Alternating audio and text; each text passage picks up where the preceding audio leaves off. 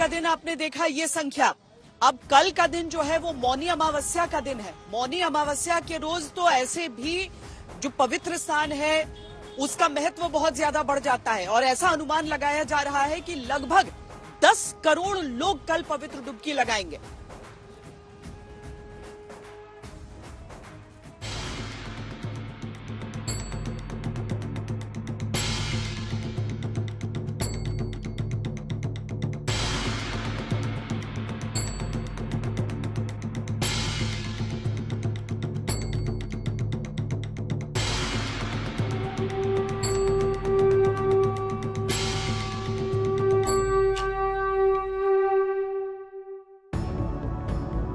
जहां भी नजर जाती है नरमुंड नजर आते हैं।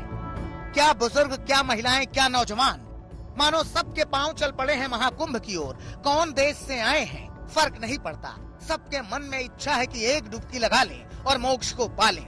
मौनी अमावस्या यानी महाकुंभ का चरण, और उसी का प्रमाण है आस्था का ये सैलाब जो संगम की त्रिवेणी पर एक नया इतिहास रचने जा रहा है।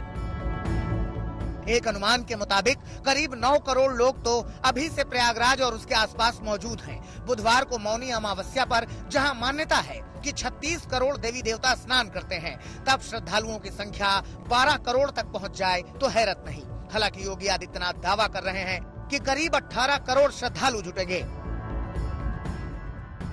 महाकुंभ में श्रद्धालुओं का आगमन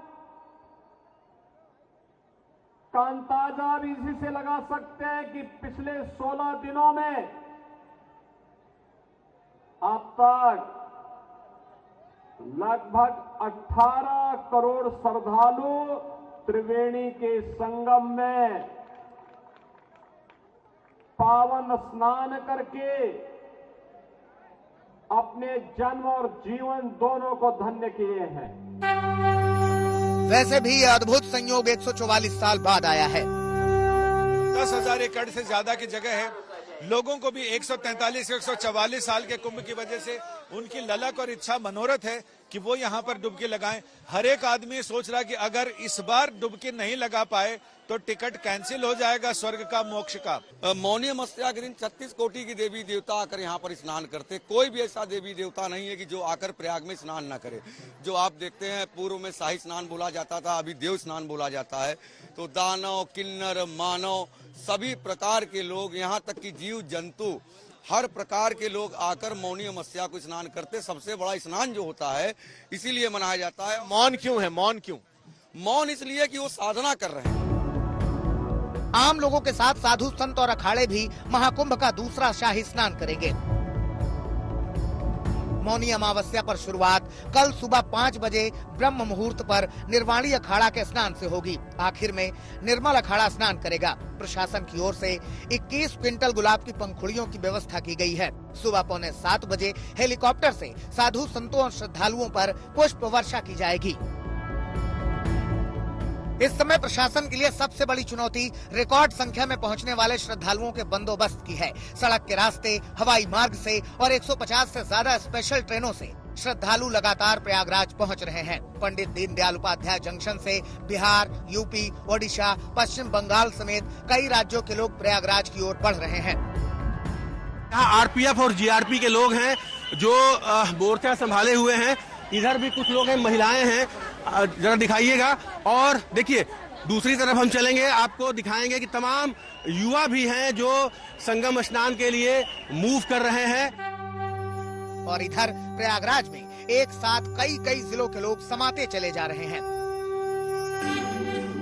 श्रद्धा का जो सैलाब है वो पूरे देश ही नहीं विदेश से लोग यहाँ पर शामिल हो रहे हैं। और ये श्रद्धालु सिर्फ उत्तर प्रदेश ही नहीं, छत्तीसगढ़, महाराष्ट्र से लेकर मुंबई, कलकत्ता, आंध्र प्रदेश, तमिलनाडु, हर जगह से यहाँ पर आ रहे हैं। जाहिर है इस महामेले में लोगों की भारी भीड़ उनके लिए भी समस्या की वजह बन गई है। हम सुबह से यहाँ भटक रहे हैं, किसी से को पूछते भाई यहाँ कोई रुकने के लिए कैंप है, कोई सुविधा है, हम थोड़ा रेस्ट कर ले। पुलिस वालों से पूछिए, वो आपको सुविधा पुलिस वाले तो बताते हैं। वहाँ पर रहने के लिए सामने में इतना बड़ा वो रैन बसेरा जैसा बना है, जन सुविधा के रत्ती भर जगह नहीं मिली वहाँ पे। कितना किलोमीटर पैदल चले? हम 12 किलोमीटर लगा। और कितनी हो गई? 85। 85 साल। और कितना किलोमीटर चल के आए? कम से कम 12 किलोमीटर। श्रद्धालुओं का ये हुजूम सरकार के लिए भी चुनौती है। इंतजामों का औचक निरीक्षण करने पहुंचे योगी सरकार के मंत्री ने आज तक से खास बातचीत की। मौनी अमावस्या का स्नान सबसे बड़ा स्नान होता है और अनुमान है कि अब तक जितने लोग आए हैं 12-13 करोड़ 14 करोड़ लोग, उतने शायद कल एक ही दिन में आएंगे और ये एक चुनौती है। महाकुंभ में सुरक्षा के पुख्ता इंतजाम हैं। ड्रोन उड़ रहे हैं, चप्पे चप्पे पर पुलिस की निगरानी है, सीसीटीवी कैमरे लगे हुए हैं। ज्यादा भीड़ होने पर आपात स्थिति के लिए प्लान तैयार है। अब सबकी नजर कल सुबह 5 बजे से शुरू होने वाले शाही स्नान पर है और आज तक की सबसे बड़ी टीम महाकुंभ पर अपनी महा कवरेज के लिए मुस्तैद है। संजय शर्मा, कुमार अभिषेक, समर्थ श्रीवास्तव और आशीष श्रीवास्तव के साथ गौरव सावंत, महाकुंभ मेला क्षेत्र, प्रयागराज, आज तक। लोग यहाँ पर प्रयागराज में गांव से, देहात से, कस्बों से, दूर दूर से, देश भर से यहाँ पर आ रहे हैं। आप देखिए, मेरे पीछे भी आप देखेंगे तो अपनी जरूरत भर का सामान अपने सर पर लेकर पैदल किलोमीटर के किलोमीटर वो चलकर जाते रहते हैं। लेकिन इसके साथ ही ये भी समझिए कि जो यहाँ पर हवाई जहाज से आना चाहता है, यानी कि इतना दूर रहता है जहां से पैदल या फिर ट्रेन से बहुत ज्यादा वक्त लगेगा, तो हवाई किराया ऐसा है कि आसमान छू रहा है। बहुत सारे ऐसे देशों से भारत का कनेक्शन है जो उससे कम में आप कर सकते हैं। जितने की रिटर्न जर्नी आपको प्रयागराज से अपने शहर तक के लिए लग रही है। डीजीसीए खामोश है, डीजीसीए की तरफ से कुछ कहा नहीं जा रहा है इन बढ़े हुए किरायों पर, और लोगों को श्रद्धा के साथ साथ लाखों रुपए की भी आवश्यकता पड़ रही है।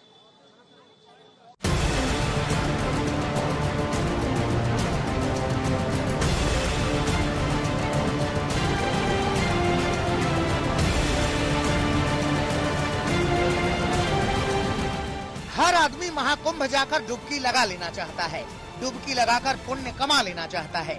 इसीलिए महाकुंभ जाने के लिए लोगों का रेला लगा है। रेल में जगह नहीं है, बोगियां ठसाठस है, स्टेशनों पर इतनी भीड़ है कि पांव रखने की जगह नहीं है। कितना दूर से पैदल आ रहे हैं? पैदल करीब हम 10 किलोमीटर से आए, फिर भी आप संगम स्नान कर रहे हैं जी। बच्चों का उत्साह अलग ही है, बच्चों का उत्साह अलग ही चल रहा है। बच्चे काफी एक्साइटेड है इस कुंभ को देखने के लिए। तो यहाँ पर जब आए हैं कितनी तकलीफ हुई आपको? हाँ तकलीफ हुई, लेकिन नहा ले। कुछ किस तरह से आ रहे हो? हरियाणा से। पैदल आ रहे हो? नहीं, ट्रेन से आए। तो ट्रेन के बाद कैसे आ रहे हो? पैदल। कितना दूर पैदल चलना? 8 किलोमीटर। संगम जाकर अस्तर की डुबकी लगाइए जी, दिल पवित्र हो जाएगा। कितना दूर से पैदल आ रहे हैं? 6-7 किलोमीटर हो गया। थकावट हो गई, फिर भी आप संगम जा रहे हैं। और इसी रेला का फायदा उठाकर एयरलाइंस कंपनियां पैसा कूट रही हैं। आप यकीन नहीं करेंगे, मगर प्रयागराज जाने के लिए 50,000 रुपए से ज्यादा का हवाई टिकट मिल रहा है। महाकुंभ के कारण बाली, दुबई, वियतनाम, बैंकॉक से भी महंगा हुआ है प्रयागराज का हवाई सफर। हवाई टिकट का दाम सुनकर पैरों तले से जमीन खिसक जाएगी। महाकुंभ मेले में दुनिया भर से श्रद्धालुओं का रेला उमड़ रहा है। श्रद्धालुओं की भीड़ इतनी बढ़ गई है कि न बस और ट्रेन में सीट नहीं मिल पा रही, बसों में सीट नहीं मिल पा रही, ट्रेनों में वेटिंग लिस्ट 400 पार कर चुकी है। हवाई यात्रा का विकल्प जेब पर भारी पड़ रहा है। 4 फरवरी को चेन्नई से प्रयागराज आने जाने का हवाई किराया 54,400 रुपए का है, जो आमतौर पर 13,600 रुपए होता है। इसी तरह 2 फरवरी को बेंगलोर से प्रयागराज का हवाई टिकट 8,200 रुपए की जगह 53,800 रुपए का मिल रहा है। अगर 1 फरवरी को कोई हैदराबाद से महाकुंभ आना चाहता है तो उसे हवाई जहाज से आने जाने के टिकट पर 50,100 रुपए खर्च करने होंगे। वहीं 12 फरवरी को मुंबई से प्रयागराज आने जाने का किराया 54,500 रुपए का है। बड़ी बात यह है कि इससे कम पैसे में अंतर्राष्ट्रीय ट्रिप की जा सकती है। बाली का टिकट 24,300 का है, वियतनाम का 23,400 और बैंकॉक का सबसे सस्ता 20,200 रुपए। वहीं दुबई का टिकट 39,000 रुपए का है। इस तरह हवाई किराए में 600% तक की उछाल देखने को मिल रही है। यह हाल तब है जब डीजीसीए ने 81 अतिरिक्त उड़ानों को मंजूरी दी है, जिससे महाकुंभ की मांग को पूरा करने के लिए प्रयागराज का हवाई संपर्क बढ़ाकर देश भर से 132 उड़ानें कर दी गई हैं। इसके बावजूद दिल्ली से प्रयागराज आने जाने का हवाई किराया आसमान छू रहा है। मौनी अमावस्या के अगले दिन 31 जनवरी को प्रयागराज का हवाई किराया 49,600 रुपए है, जो बसंत पंचमी के अगले दिन 40,200 रुपए, 15 फरवरी को माघ पूर्णिमा के दिन 44,900 रुपए, और महाशिवरात्रि के अगले दिन 25,700 रुपए है, जबकि आम दिनों में दिल्ली से प्रयागराज का किराया 9,060 रुपए होता है। वहीं मालदीव से नई दिल्ली का किराया 31 तारीख को 28,200 रुपए है। DGCA ने एयरलाइंस को महाकुंभ के दौरान प्रयागराज के लिए उड़ानों की संख्या बढ़ाने और मुनासिब किराया वसूलने के निर्देश दिए हैं, लेकिन एयरलाइंस कंपनियों की मनमानी जारी है। इस मामले में आम आदमी पार्टी के सांसद राघव चड्ढा ने सवाल भी उठाए हैं, मगर कंपनियां मानने के लिए तैयार नहीं हैं और सरकार है कि कड़े कदम उठा नहीं रही है। आज तक ब्यूरो। करोड़ों की संख्या में लोग जब कहीं पर जाते हैं तो प्रशासनिक व्यवस्थाएं कितनी दुरुस्त होने की आवश्यकता है, ये भी समझिए। उस भीड़ में अपनों के खो जाने का डर भी रहता है।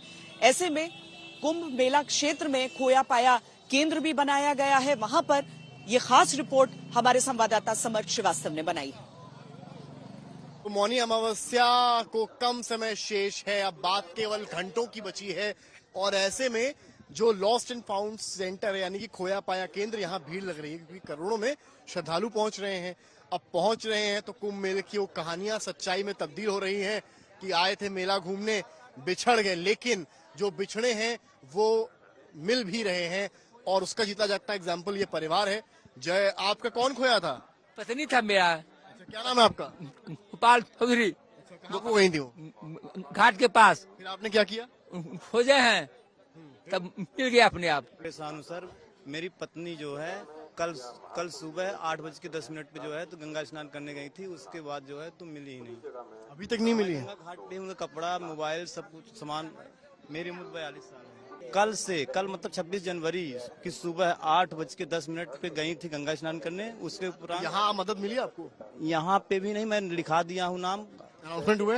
अनाउंसमेंट बीच बीच में होते हैं सर, थोड़ा सा अनाउंसमेंट की संख्या बढ़ा दी जाए क्योंकि वो बहुत परेशान है और उनके पास खाली 2 कपड़े हैं, खाली अंग ढकने के लिए। पैर में न कुछ भी है सर, ना तो स्वेटर है न कुछ भी है और पैसे भी नहीं है सर, क्या करेंगी वो। कुल मिलाकर ये आप देख सकते हैं खोया पाया केंद्र है, इतनी लंबी लाइन अभी लग गई है, यानी कि कुछ घंटे शेष है मौनी अमावस्या से, उससे पहले इतनी लंबी लाइन लग गई है। कईयों के परिवार मिले भी हैं अनाउंसमेंट से, कईयों के परिवार अभी